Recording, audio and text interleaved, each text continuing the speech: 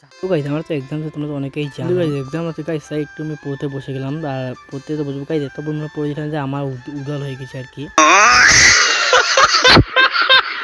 Guys টানা 2 ঘন্টা বই পড়া পড়ে অবশ্যই দেখলাম, ভাবলাম একটু রিল দেখি আর কি।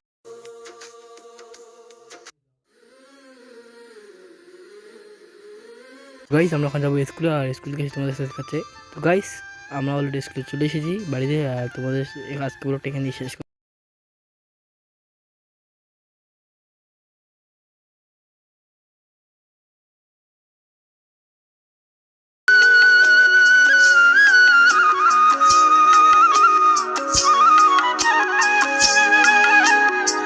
এরপর চলো 4 নম্বর ব্যাকগ্রাউন্ড মিউজিক।